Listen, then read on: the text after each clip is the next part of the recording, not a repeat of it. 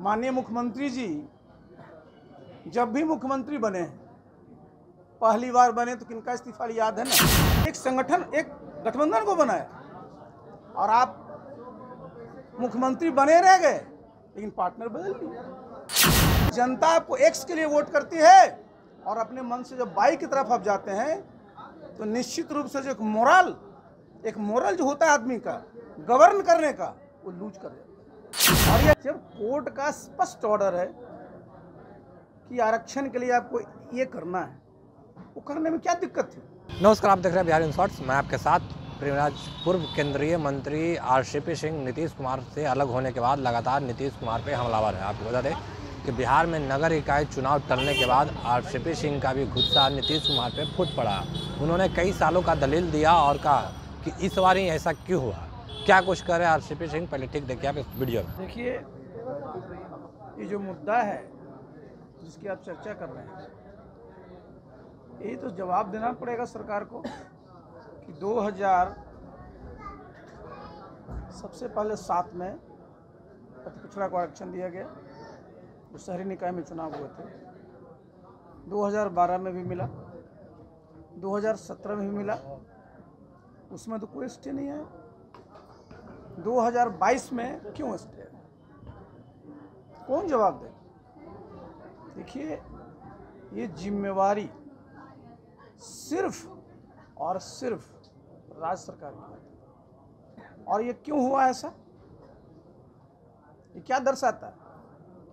ये दर्शाता है कि जो प्रदेश के मुखिया हैं, मैं तो था 2007 में जब इस प्रकार की व्यवस्था की गई थी, सभी से राय लिया गया था, उसकी मॉनिटरिंग होती थी। उस समय भी कोर्ट में केस गए थे, हाई कोर्ट, सुप्रीम कोर्ट, सब जगह गया था, लेकिन सरकार सतर्क थी।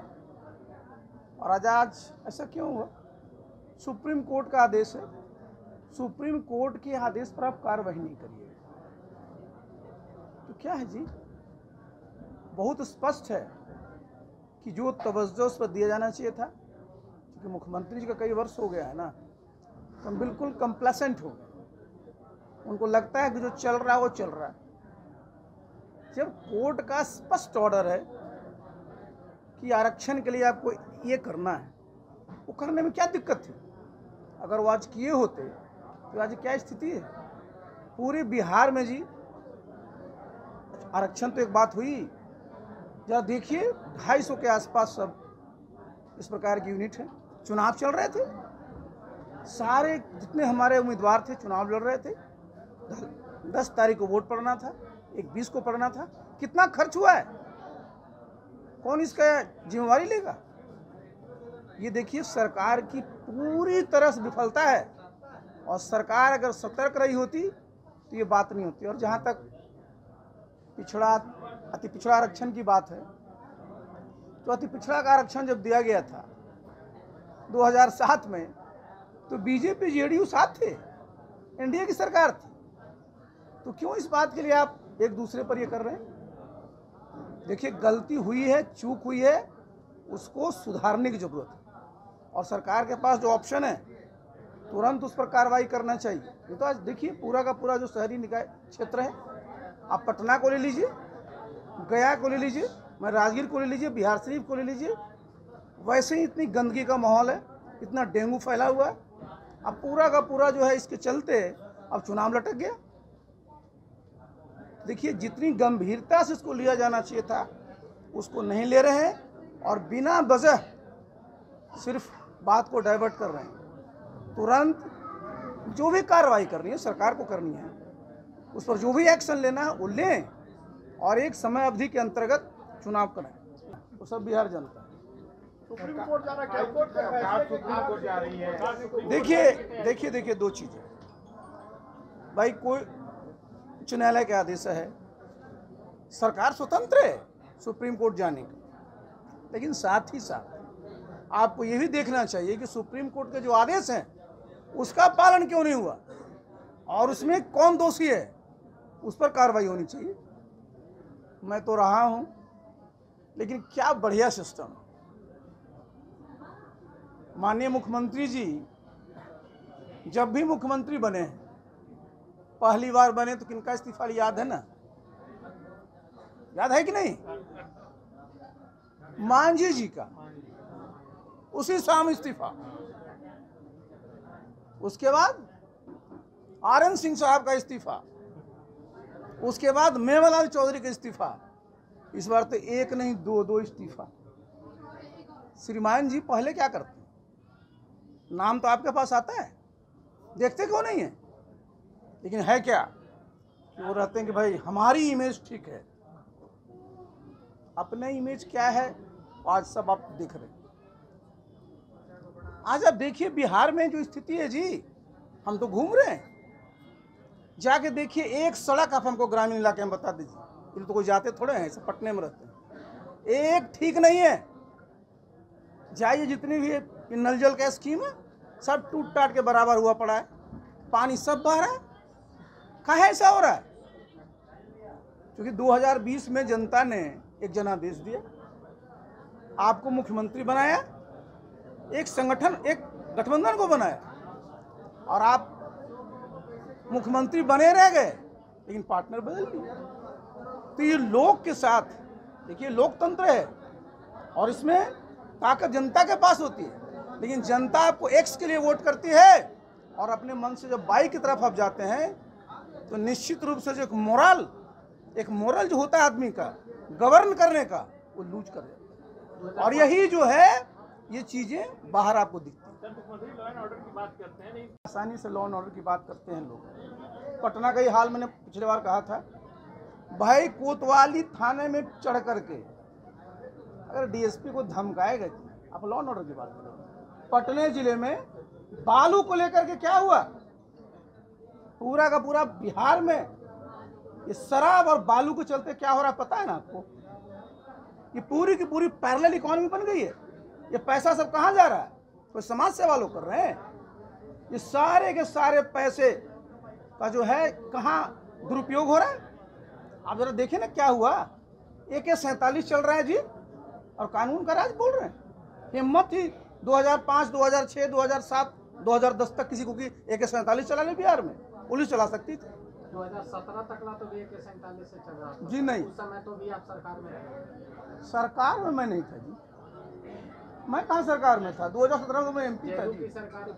अरे मैं MP था जी, मैं कहाँ सरकार में था? मैं 2010 तक सरकार में था। जेपी की जयंती है और उस पर सुनिए जरा सा, बड़ी अच्छी बात आप छेड़े। स्वर्गीय जयप्रकाश नारायण जी को जेल में कौन लोग बंद किए थे? इस देश में इमरजेंसी किसने लगाई थी?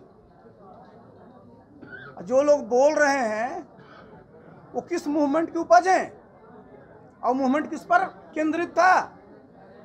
आज उपनीत गोदी में बैठे हुए हैं और कह रहे हैं उनके अनुयायी हैं। नागालैंड जाने से काम नहीं चलेगा जी। नागालैंड में जेपी कई वर्षों तक रहे थे, भ्रमण किए थे, जनता के साथ रहे थे। वो कभी सत्ता में नहीं रहे थे, वो मुख्यमंत्री और प्रधानमंत्री नहीं थे। तो आपको नागालैंड जाके काम करने का मन है ना, तो मुख्यमंत्री का पद छोड़िए, जाइए नागालैंड में। 3 साल रहे थे, अभी 13 साल रहिए वहाँ, लोगों की सेवा करिए। देखिए जेपी की पहचान क्या थी? वो ताकत किसको देते थे? लोग को, लोकशाही। आज क्या हाल है लोकशाही का? मैंने बता तो दिया क्या हाल बना रखा है जी लोग का। जो जनता है उसका जनादेश का तो आदर ही नहीं करते और आप जेपी का अपने को उत्तरदायी मान रहे हैं। ये सब कुछ नहीं है। देखिए जेपी का पूरा संपूर्ण क्रांति का सिर्फ संपूर्ण क्रांति ट्रेन चला देने से हो जाता है। जिस सोच से, जिस विचार से जेपी ने पूरा का पूरा मूवमेंट चलाया, जिसके सब लोग आजकल ये उपज है, उस पर काम क्या हो रहा है?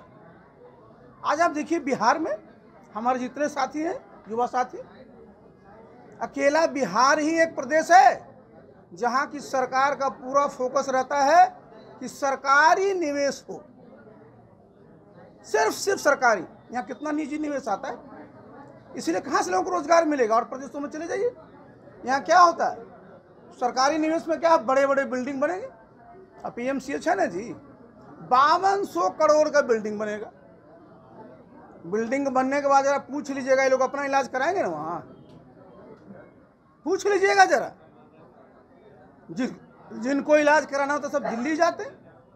अरे जब तक देखिए आप निजी क्षेत्र को नहीं लाइएगा, लोगों को बहुत ज़्यादा जो अवसर है नहीं मिलेंगे। आप यहाँ क्या होता है, किसी की तबीयत खराब होती है, कहाँ जा रहे हैं, कहाँ भर्ती हैं जी, कहाँ बोलता है पारस, कभी बोलता है जी।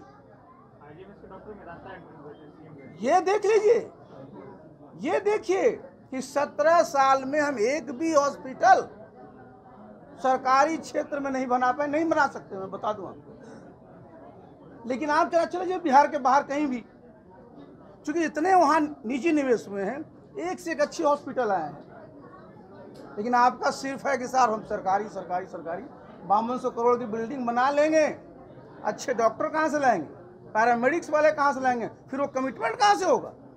इसलिए देखिए आज ज़रूरत इस बात की कि जो सेवा है ना उसमें सुधार होना चाहिए। सिर्फ हम लोग बिल्डिंग खड़ा कर करके सेवा नहीं कर सकते। तो जैसा कि देखा आपने, आरसीपी सिंह का काफ़ी चीज़ों पे गुस्सा फूट पड़ा है। आपको बताते चले कि जो आरसीपी सिंह है उनका नीतीश कुमार पे आरोप है। कहना है नीतीश कुमार को वोट तो मिलता है एक्स की ओर, मगर वो चले जाते हैं वाई की ओर। जनता जनादेश देता है कहीं और वो उसका उपयोग करते हैं कहीं और। तो साफ तौर पे कह सकते हैं जो नीतीश कुमार पे आरसीपी सिंह का गुस्सा लगातार फूटते दिख रहा है जब से नीतीश कुमार आरसीपी सिंह से अलग हुए तब से। बाकी की तमाम खबरों के लिए बने रहें बिहार इन शॉर्ट के साथ। बिहार इन शॉर्ट को सब्सक्राइब नहीं किया, सब्सक्राइब कीजिए। हमारे फेसबुक पेज को लाइक करना बिल्कुल न भूलें। धन्यवाद।